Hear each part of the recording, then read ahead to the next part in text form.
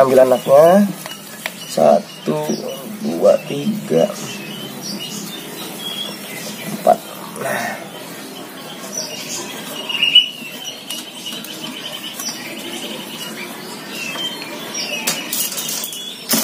Nah ini teman-teman anaknya.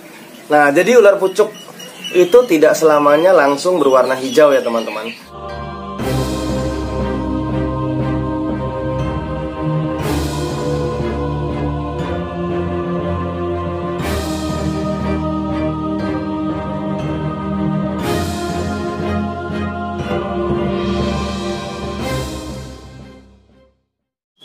Halo, assalamualaikum warahmatullahi wabarakatuh teman-teman. Balik lagi di RB Reptile Channel.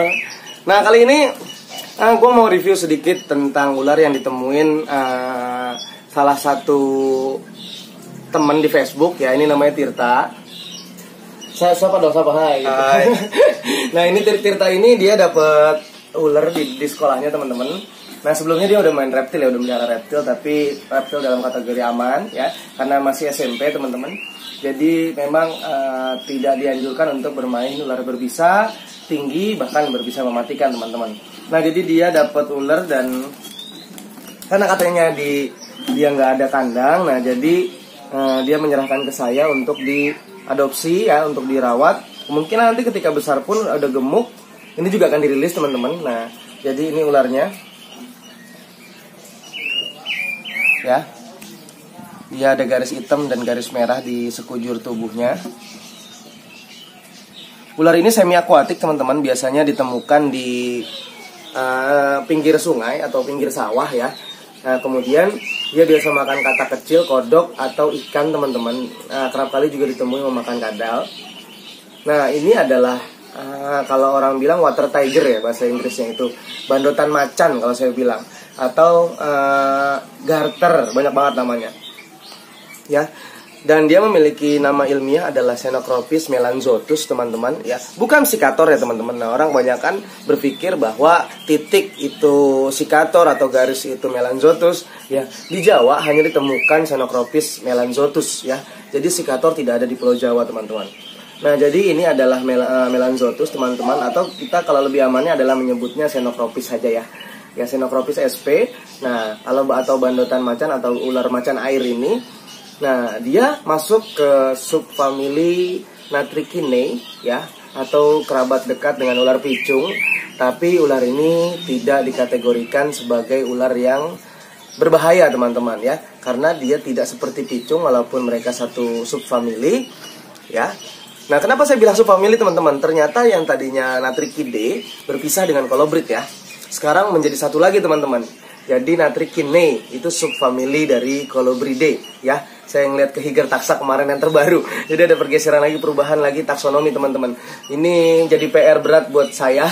Ya ternyata Colobrid sudah Natricidae sudah tidak ada familinya. Dia masuk lagi ke Colobridae dan jadi subfamili Natricinae ya.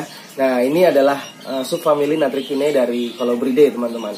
Nah ular ini mampu panjang kurang lebih 90 cm, cuman sudah jarang banget ditemukan dengan ukuran sebesar itu. Nah dia ini biasanya hanya ditemukan ukuran 50 sampai 60 cm teman-teman. Dapatnya di mana Tir? Di dekat sekolahan di sawah. Oh dekat sekolahan di sawah. Nah teman-teman, jadi emang habitatnya dia persawahan ya. Nah ini sempat dirawat berapa lama? Ada kali 2 mingguan. Ada 2 minggu teman-teman. Nah di rumah dikasih makan? Dikasih makan kodok saja. Kodok aja. Nah tadi sempat makan ikan, cuman memang nggak dapat gambarnya di sini karena dia udah lama nggak makan kata Tirta. Jadi saya coba pakai ikan gapi hias, ya gapi hias loh teman-teman. Jadi dia makannya ikan mahal. Nah terus bisa lihat teman-teman kalau ular tangkapan alam itu pasti memiliki beberapa luka ya, karena dia juga kecil, di sana banyak rival atau saingan di alam. Nah lihat ini ada luka di sini, luka di sini. Ya kemudian ada tulang yang agak bengkok ya Tir ya. Iya. Mana di sebelah mana tadi dia bengkok? Ekor kayaknya.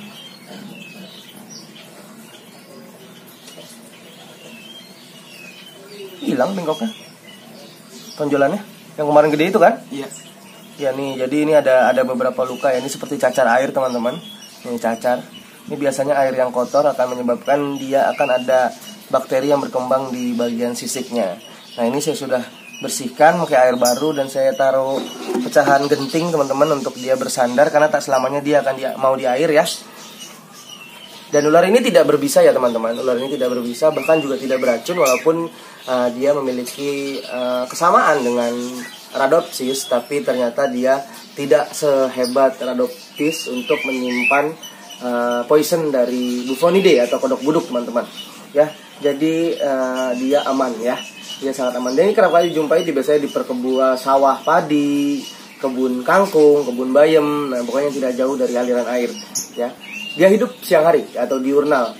Teman-teman bisa lihat pupil matanya juga dia bulat ya, tidak vertikal.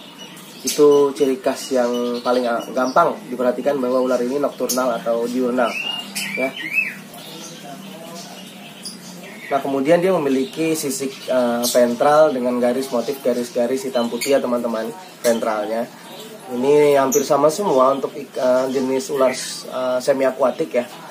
Ular lerangon juga gitu ya. Xenocropis vittatus juga memiliki bagian ventral hitam putih. Dan ini Xenocropis melanzotus juga memiliki sisik yang sama. Sepertinya dia mau shedding teman-teman. Cuman ini sepertinya dia capek ya, agak sedikit lemes. Ini mungkin si Tirta mainin mulu teman-teman. Ya mungkin Tirta mainin mulu jadi agak sedikit lemes. Jadi ini kita coba lepas saja di kandang, kasihan. Nah, dia biasa kerap kali kalau teman-teman ke sawah itu dia kerap kali dijumpai di pinggir sungai atau sawah di tengah nyebrang dari satu empang ke empang lain atau dari kolam ke kolam lain di permukaan biasanya. Tapi kalau kaget atau terkejut dia biasanya langsung masuk ke dalam air ya, air dalam, dia langsung tenggelam. Ya, dia juga mampu berenang di dasar seperti ular karung ya. Nah, jadi itu sedikit pengenalan atau edukasi tentang garter atau bandotan air, bandotan macan air, banyak lah namanya pokoknya. Nah, sekarang kita melihat ular pucuk saya teman-teman, ular saya yang baru saja beranak ya. Sebentar saya box itu aja. Ini ada jali, jadi jalinya kita pindahkan dulu kemarin ke tempat kan. Nggak kelihatan nih, nggak usah diangkat ini jali. Nih teman-teman. Ini induk ya, ini induk. Kita keluarin induknya dulu. Ini induknya teman-teman. Ini saya dapat di mana ya? Kayaknya ada di vlog saya dah. Ya, ini Ahaetulla prasina ya teman-teman. Warnanya agak sedikit kebiruan. Kenapa? Karena mungkin dia cukup tua. Ya. Nah ini baru saja melahirkan kayaknya kemarin malam. Dan saya kehilangan momen ya teman-teman. Saya kehilangan momennya ya. Saya nggak dapat momen di mana si prasina ini ovoviviparus ya, beranak ya. Karena pagi-pagi saya bingung kok kandang pucuk saya udah banyak ya teman-teman. Nggak tahu, saya pikir bokap naro ada yang nganter ular, biasanya sering ada yang nganter ular ke sini. Ternyata enggak. Dan ternyata dia habis melahirkan teman-teman. Teman-teman bisa lihat telur yang tidak jadi ya. Ini 1, 2. Ini embrio yang tidak jadi teman-teman, atau unfertile ya. Ada 2 butir yang tidak jadi. Kemudian anaknya kita angkat dulu anaknya sekarang. Lalu kita taruh dulu. Kita ambil anaknya. 1, 2, 3, 4.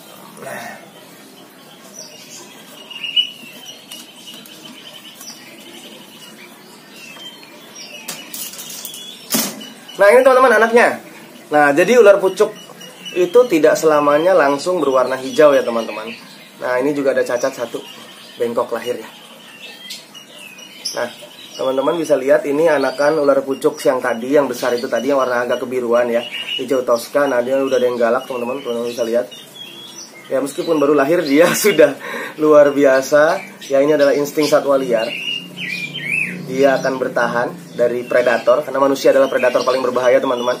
Teman-teman lihat, dia sudah sangat defense atau bertahan karena takut ancaman dan karena badan saya yang cukup besar ya teman-teman.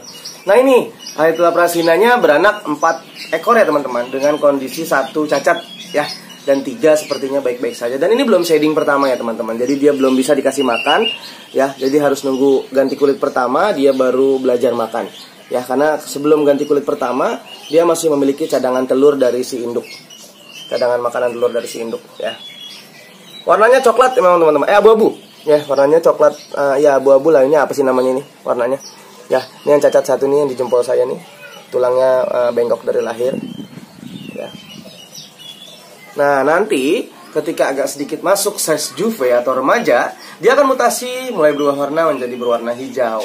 Nah, jadi teman-teman hati-hati juga, banyak banget yang jual ular pucuk katanya coklat, kelainan dan lain-lain. Sebenarnya enggak. Kalau untuk baby hati-hati, dia masih bermutasi warna menjadi warna hijau, ya. Ya, kecuali memang ukurannya sudah besar dan warnanya tetap seperti ini.